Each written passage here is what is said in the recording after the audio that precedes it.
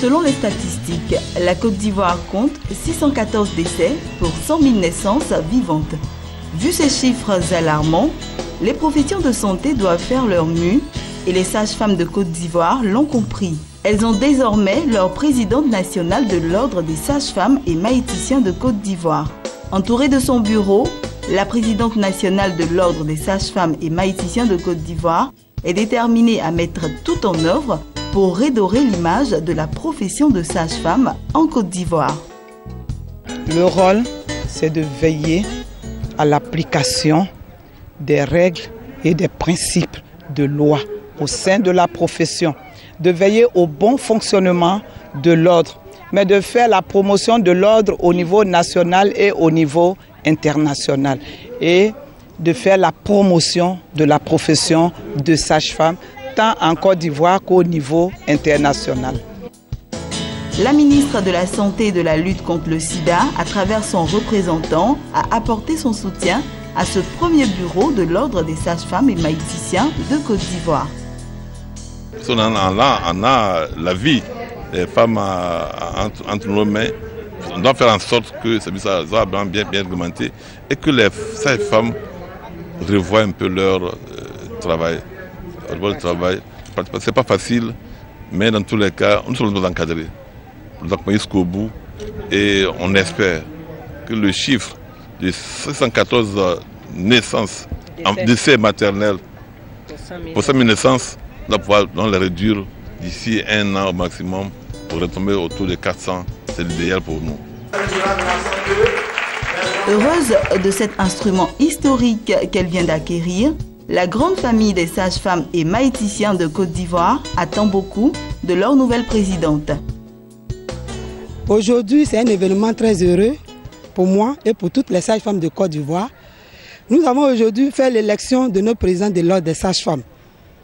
Depuis longtemps, on aspirait à ce projet et voilà qu'aujourd'hui, c'est devenu une réalité. À la présidente, je lui demande d'être vraiment courageuse parce qu'elle est la présidente de toutes les sages-femmes de Côte d'Ivoire.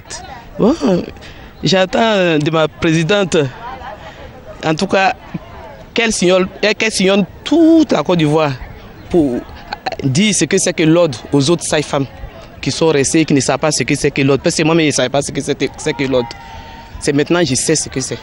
Donc il faut qu'elle sillonne pour pouvoir interpeller un peu nos collègues, savoir ce qu'il faut faire. Une sage-femme doit faire, savoir ce qu'une sage-femme ne doit pas faire, pour qu'elles exercent correctement et qu'il n'y ait plus de rancune et d'injures envers nous. Durant ces 3 années à la tête du Conseil national de l'Ordre des sages-femmes et maïticiens de Côte d'Ivoire, la présidente et son bureau auront pour mission, entre autres, de réglementer et contrôler l'exercice du métier de sage-femme et maïticien de Côte d'Ivoire, de veiller au respect des principes de moralité, de probité et de dévouement.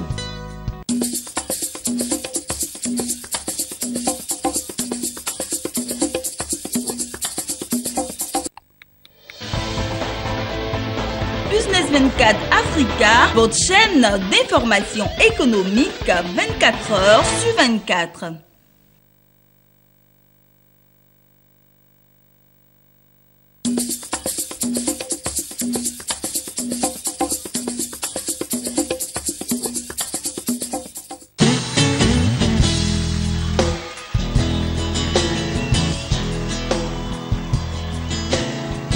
Nous ne sommes pas à une fête de génération en pays ébrayé, mais plutôt à la cérémonie d'inauguration de ce bâtiment de 3 classes au centre de protection de la petite enfance Djako Djomandazito village dans la commune de Yopougon au sud d'Abidjan.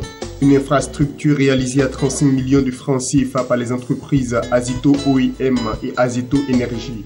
Pour cette occasion spéciale, les villageois ont revêtu les tenues de fête traditionnelles pour exprimer toute leur gratitude aux donateurs. Je suis très content de tout ce qu'ils ont fait. Parce que dans la vie, les enfants, il n'y a plus de champs. Il faut mettre les enfants à l'école. Là, en cas qu'ils vont arriver nos temps, ils vont avoir, Dieu va les accorder, ils vont connaître papier. Il y a les ministres, il y a les présidents, il y a tout. Donc je suis content, très content même. nous disons aux parents que nous avons été formés pour la petite enfance. Nous sommes là pour eux, qui nous confient toujours leurs enfants. Beaucoup nous font déjà confiance. Ceux qui hésitent, qui n'hésitent pas, qui viennent nous confier.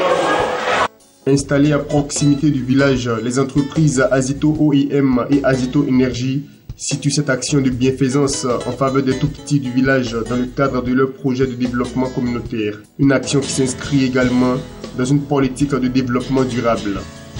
Comme je suis ingénieur et j'ai eu le bonheur d'étudier, je dis à tous les enfants, s'il vous plaît, étudiez, c'est vraiment important de vous former, afin que tu auras une meilleure vie que vos parents. Anne-Désirée Ouloto, ministre ivoirien de la solidarité, de la famille, de la femme et de l'enfant, a tenu à saluer cette initiative citoyenne des entreprises Azito OIRG. Elle a aussi appelé au respect des droits des enfants, surtout le droit à l'éducation. Faisons des droits de l'enfant une priorité partout, dans les ménages, dans les entreprises, partout où on se trouve, il faut faire en sorte que les enfants soient protégés par tous. Il faut également faire en sorte que nos enfants aillent à l'école, tous sans distinction, d'ethnie ni de religion. Nos enfants ont le droit à l'éducation, il faut le faire, il y va de l'intérêt de la nation. Azito Énergie est la société propriétaire de la centrale thermique d'Azito. Azito OIM, elle, est chargée de réaliser l'exploitation et la maintenance de la thermique. Ensemble, les deux entreprises apportent depuis 2012 un appui à plus de 500 enfants, des centres de protection de la petite enfance, notamment celui du village d'Azito. Elle procède à la distribution des kits scolaires à la rentrée des classes et des jouets à l'occasion des fêtes de fin d'année.